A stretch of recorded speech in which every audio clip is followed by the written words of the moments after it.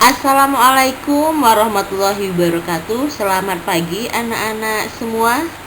Hari ini kita akan belajar bab kelima, yaitu kalor dan perpindahannya. Tapi pada kesempatan kali ini kita akan belajar tentang kalor. Berikut pembahasannya. Apa itu kalor?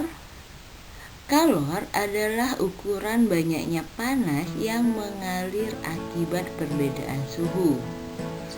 Karena ada perbedaan suhu itu, maka energi bisa berpindah dari suhu yang tinggi ke suhu yang rendah.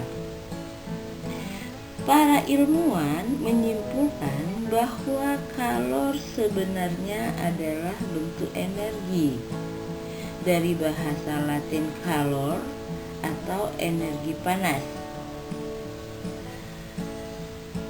Kalor dalam satuan internasional memiliki satuan joule.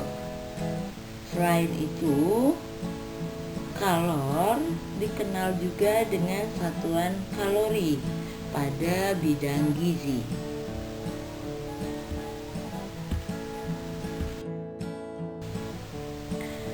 Kalor bisa mempengaruhi beberapa hal.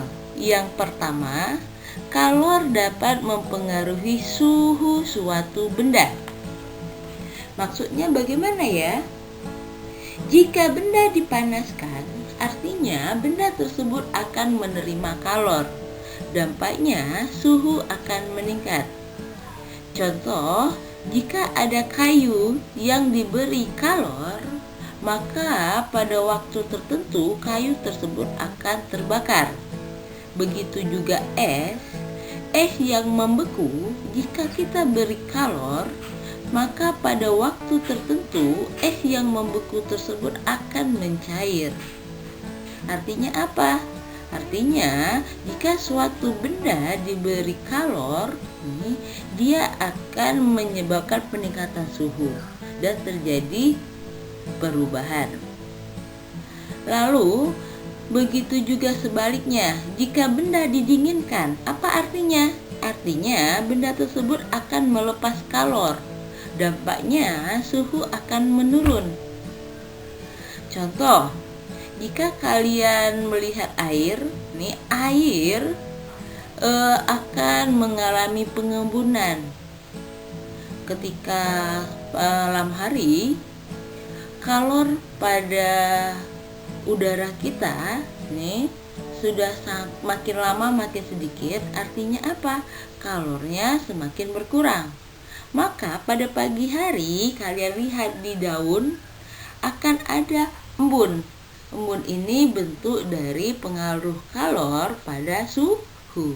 Begitu juga kalian lihat es itu terjadi dari air yang tidak ada atau dikurangi kalornya, sehingga es akan membeku. Besarnya kalor suatu zat dipengaruhi oleh yang pertama perubahan suhu, massa zat, dan jenis zat. Sehingga kalor yang diperlukan untuk menaikkan suatu benda dapat dihitung dengan rumus berikut.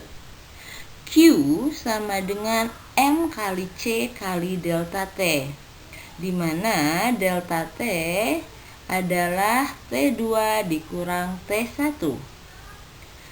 Keterangannya, Q adalah kalor dengan satuan joule, M adalah massa dengan satuan kilogram, C kecil, ingat ya, C kecil adalah kalor jenis zat dengan satuan joule kilo kali derajat Celcius.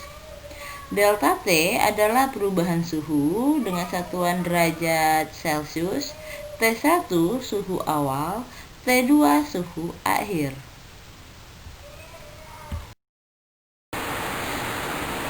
Agar lebih memahami rumus mencari kalor, kita bahas beberapa contoh soal. Soal yang pertama, berapakah kalor yang dibutuhkan untuk memanaskan 2 kg air yang suhunya 20 derajat Celcius menjadi 70 derajat Celcius jika kalor jenis air 4200 Joule per kilogram derajat Celcius. Nah, Ibu ingatkan, dalam membahas soal atau menjawab soal, langkah pertama yang harus kalian lakukan adalah pahami soal tersebut. Setelah kalian paham, kalian tulis atau jabarkan apa yang diketahui. Dari soal yang diketahui adalah M atau massa sama dengan 2 kg, T1 atau suhu yang awal yaitu 20 derajat Celcius, T2-nya atau suhu akhir yaitu 70 derajat Celcius, C atau kalor jenis air yaitu 4200 Joule per kilogram derajat Celcius. Yang ditanya apa? Nih, setelah menulis diketahui, kalian tulis ditanya. Yang ditanya adalah dari soal berapakah kalor. Artinya yang ditanya adalah Q. Maka nih kita tulis jawab. Bagaimana menjawabnya?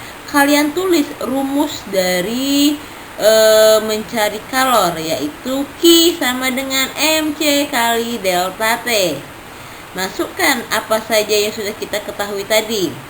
M-nya 2 kilo, C-nya 4200, delta T-nya nih T2 kurang T1, 70 dikurang 20. Maka 2 kali 4200 didapatkan 8400. 70 kurang 20 hasilnya 50. Maka 8400 dikali 50 hasilnya 420.000 Joule. Nah, kita ubah menjadi kilojoule menjadi berapa? 420 kilojoule. Untuk soal yang kedua, kalor sebanyak 84 kilojoule ditambahkan pada 500 gram air yang bersuhu 20 derajat Celcius. Berapakah suhu air itu? Jika kalor jenis air 4200 Joule per kilo derajat Celcius. Artinya soal yang kedua ini berbeda dengan soal yang pertama tadi. Pada soal yang kedua yang ditanya bukan kalor, tapi suhu air setelah ditambah dengan kalor sebanyak 84 kilojoule. Artinya yang ditanya adalah T2, suhu akhir. Sama seperti soal yang pertama, langkah yang kalian lakukan pertama yaitu tulis yang diketahuinya. Apa saja yang diketahui? 1. Q. Q-nya berapa? Kalian tulis. Oh, Q-nya 84 kilojoule. Kilojoule-nya kalian ubah menjadi joule. Artinya kalian kalikan 1000. Artinya 84 kilojoule sama dengan 84.000 Joule. Lalu yang diketahui berikutnya adalah M atau massa. Massa sama dengan 500 gram. Ubah juga menjadi kilogram. Dari gram ke kilogram itu kalian bagi 1000. Artinya 500 gram sama dengan 0,5 kilogram. Lalu suhu awal atau T1 sama dengan 20 derajat Celcius Massa jenis air sama dengan 4200 Joule per kilo derajat Celcius. Yang ditanya adalah T2. Nah, masukkan dulu rumus Q sama dengan MC kali delta T. Q-nya sudah diketahui, hasilnya berapa? 84.000. M-nya nih, masanya yaitu 0,5, kalor jenisnya 4200, lalu dikali perubahan suhu. 84.000 sama dengan nih 4.200 kali 0,5, hasilnya 2.100 dikali delta T. Maka bisa kita langsung cari delta T nya atau perubahan suhunya. 84.000 dibagi 2.100, hasilnya berapa? Yaitu 40 derajat Celcius. Nah, delta T ini rumusnya adalah T2 dikurang T1, suhu akhir dikurangi suhu awal. Jadi 40 derajat Celcius sama dengan T2 dikurang 20. Maka kita bisa mencari rumus T2, yaitu apa? Delta T dikurang T1. Delta T ditambah T1. Jadi 40 ditambah 20, hasilnya berapa? 60 derajat Celcius. Apa itu kalor? Kalor adalah ukuran banyaknya panas yang mengalir akibat perbedaan suhu. Karena ada perbedaan suhu itu, maka energi bisa berpindah dari suhu yang tinggi ke suhu yang rendah. Para ilmuwan menyimpulkan bahwa kalor sebenarnya adalah bentuk energi dari bahasa Latin calor atau energi panas. Kalor dalam satuan internasional memiliki satuan Joule. Selain itu, kalor dikenal juga dengan satuan kalori pada bidang gizi.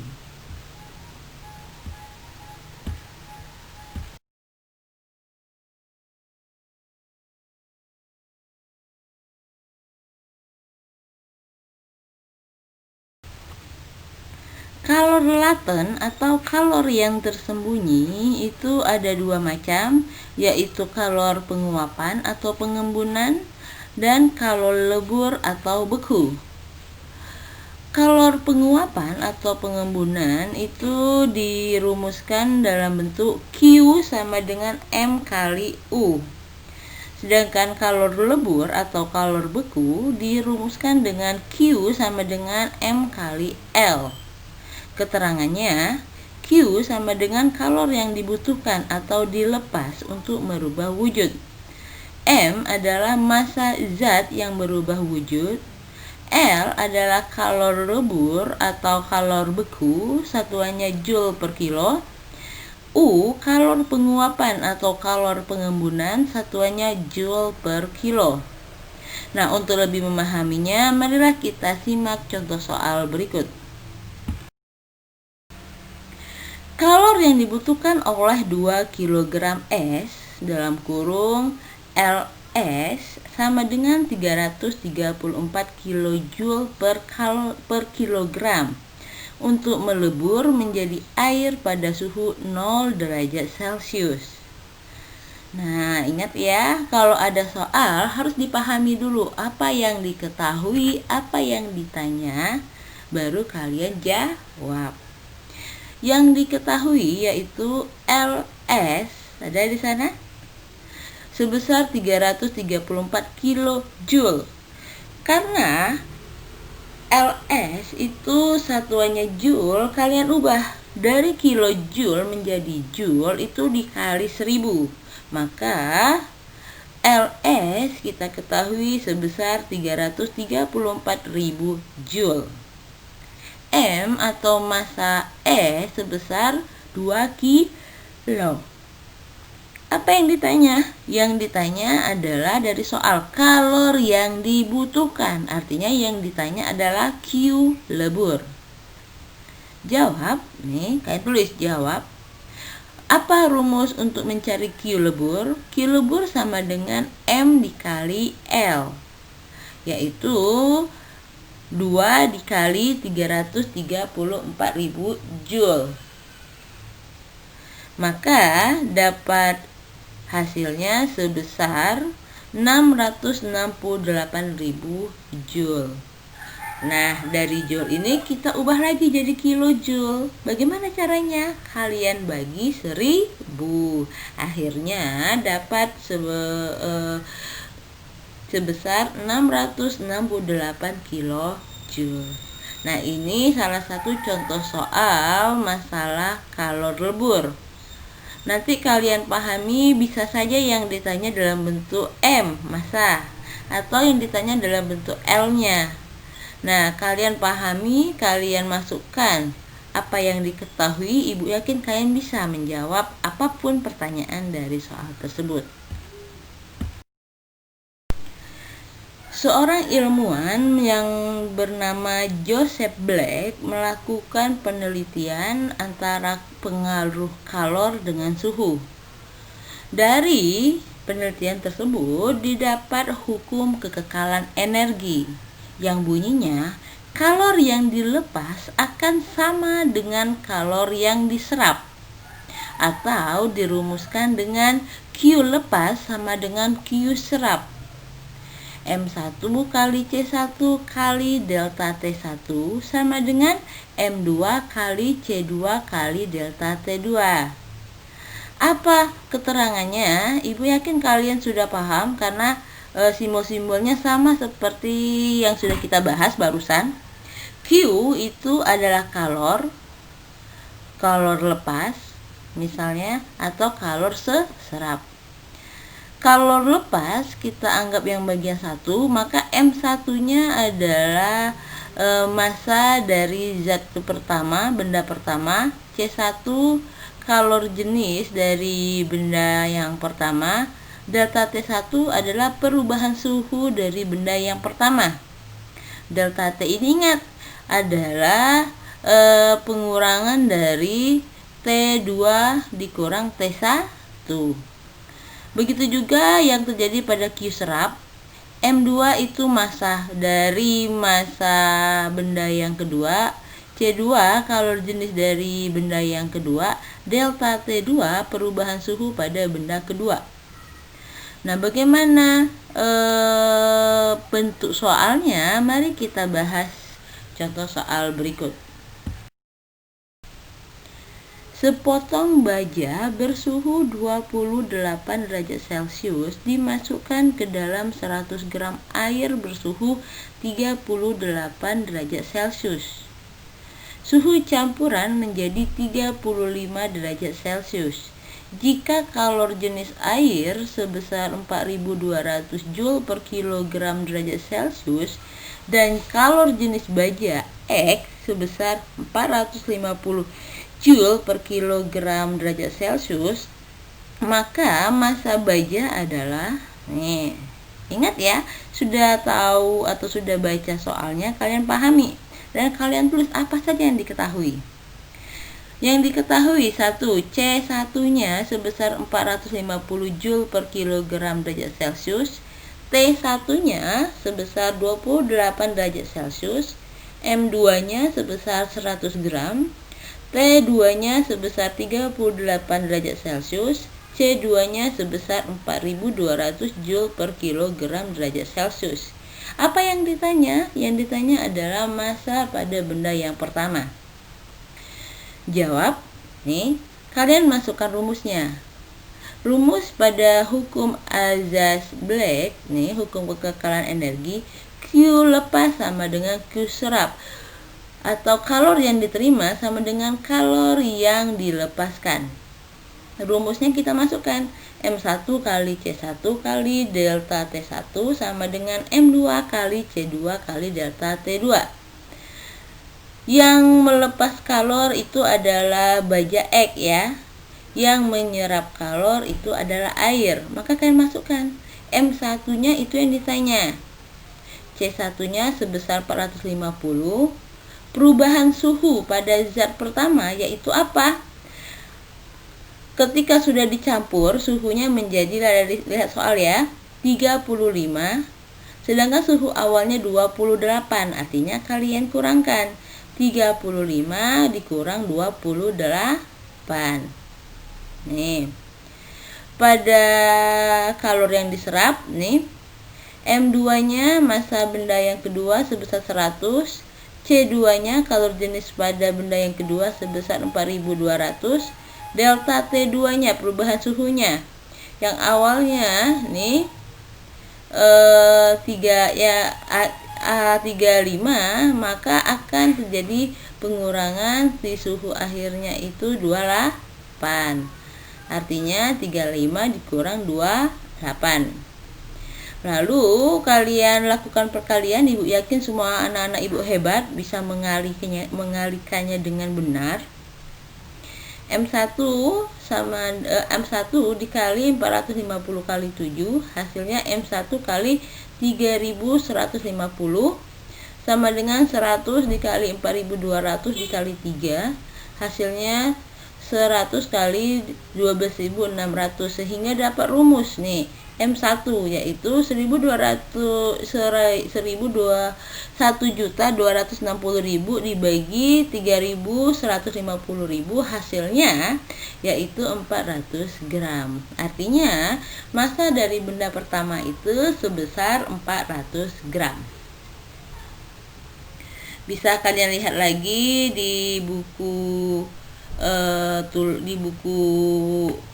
IPA kalian. Nih banyak soal-soal, silakan kalian lihat, silakan kalian pahami. Demikian materi hari ini. Ibu harap kalian paham, kerjakan tugas yang akan ibu berikan. Ingat selalu jaga kesehatan, patuhi protokol kesehatan, jauhi kerumunan, dan tetap semangat untuk belajar. Ibu akhiri, wassalamualaikum warahmatullahi wabarakatuh.